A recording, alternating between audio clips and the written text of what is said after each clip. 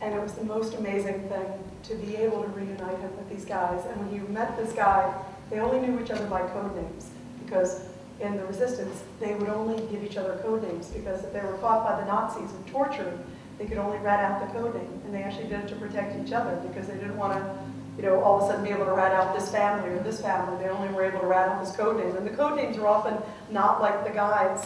You know, if a guy was fat, he might have a code name of Skinny. Or if a guy was bald, he might have a nickname of Curly. So if the Nazis, you know, caught you when you ratted out Curly, they'd be looking for some guy with a full head of hair, and he would be a bald guy. So it was interesting. My dad's code name was Mountain Lion, is the American translation, because he said it made him fast and it got him agile. But one of the most amazing things was I introduced him to this guy, and they were standing in front of each other. And I said, Dad, this is so-and-so. I said the real name didn't mean anything. I said, code name, you know, Fellick was the nickname. Code name Fellick. And my dad said, Fellick! And, you know, and he said, look at my scar. I still have it to this day. And it was the most amazing reunion, because my dad looked at him and he said, you know, you saved my life at this time. And he looked at my dad. He said, I remember you. You saved my life. We found a document. The Polish government was so excited about all this. And the Polish government found some documents. And one of them said of his injuries, they had all these listings, which is amazing because Warsaw was burned to the ground.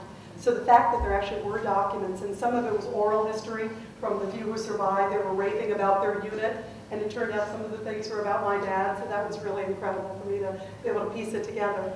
But they gave a date, and they said, we have the dates of your dad's injuries. And I don't know about you guys, I can't even remember what I had for breakfast. Can you? And my dad is like, okay, it was sunny, it was 2 in the afternoon, it was 65 years ago. I mean, it's amazing how it was seared in his memory.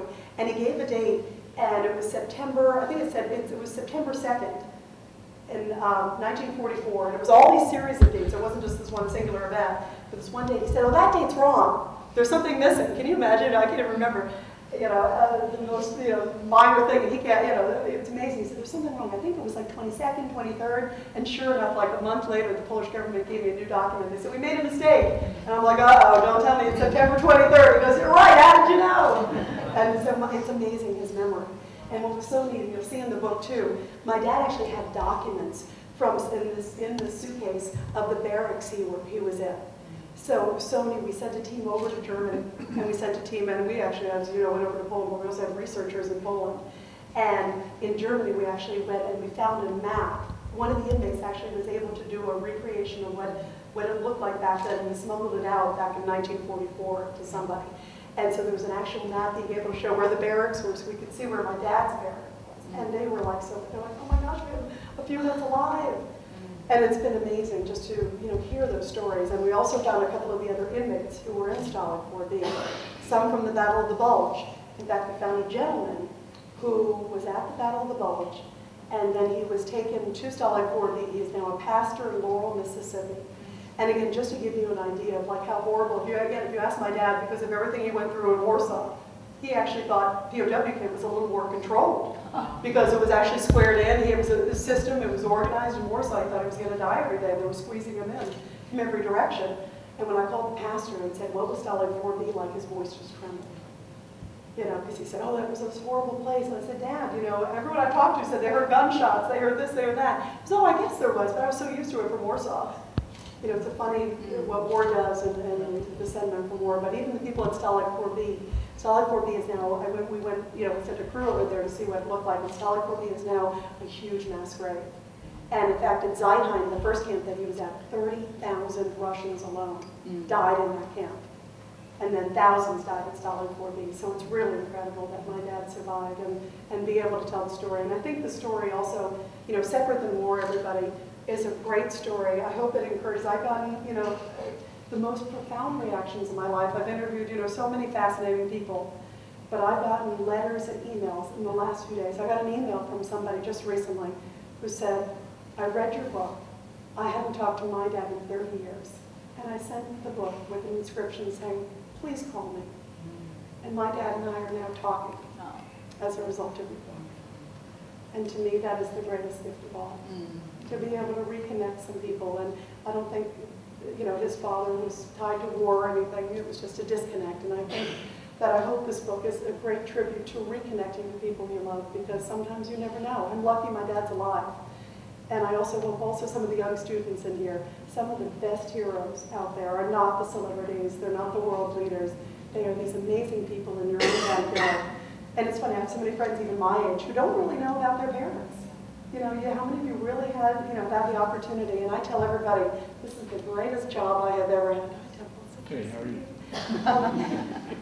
But I've had, this has been the most, no, but this has been the most amazing opportunity in my life to get paid. I got a book advance to get paid to spend time with my father and to be able to ask my dad anything I've ever wanted to ask him. Some tough questions, why did you leave the family? Some tough questions, what was war like? What was, in camp? But we spent so many hours, and it has been the most amazing experience in my life. And I hope that this book is not just a great tribute to those of the greatest generation and our amazing fighters today, but also lets people, reminds people, talk to your parents, get to know their stories, because life is so precious. And people that maybe you have a disconnected relationship with, life is too short. I could have sat there and looked in the storage locker and said, you know what, I'm not going to call this man. He left our family. It was very painful. But I said, I've got to call him. And it was the best thing I ever did. And it was so neat for me. And I'm glad I did it in the order I did, because first I heard these incredible stories. And then to go there and to see these statues, and to see now there's this huge statue that you'll see in the book of the guys going into the sewers. And in Polish history now, it's this great famous place. And one of my favorite moments when we were over there, you saw the little sewer entrance, the manhole. My dad literally escaped in that specific sewer. And so I said, Dad, it's a little skinny. And he goes, well, I was a little thinner back then. But if you see it, I'm like, oh my goodness, it's pretty thin. So we were all pretty thin back then. But the sewer entrance, the manhole cover, which is kind of interesting, they have this huge statue honoring the guys who went into the sewer. And they're considered like huge heroes in Poland. So now you can tell them if you go over that you know somebody who was one of the sewer guys. But the actual manhole itself is in the middle of the street. Literally in the middle of the street, and and I'm like, where's the actual entrance? And I saw gold bricks, and gold bricks leading up to this manhole cover. And they said, yeah, this is the actual entrance. And the guys, we had guys and all the experts, this is where the guys escaped this night. And my dad's like, oh, I remember, yeah, we're looking. But it's in the middle of the street. And can you imagine, like here you are in like 5 points, and it's literally in the middle of the street there. And we were with the film crew and filming this all. And my dad said, I really want to go see the manhole cover again. And I said, okay, well, let's do it. Let's stop traffic. And it was really busy. I mean, it was like downtown Warsaw. We're in the middle of the day. And we stopped traffic. I think it was in 6 different directions. Can you imagine? Literally 6, and huge, it's like downtown New York almost where we were. It was so packed. And the most amazing moment of all, and I love this when this happened, and I, of course, took the busiest. I'm a sadomasochist, so I took the busiest. I thought, oh, they're going to run over me, and they're going to honk and do all these other things. Not a single vehicle honked. Aww. And they saw this old man walking up to the sewer, and they knew what it was. And they were saluting. And it was so beautiful.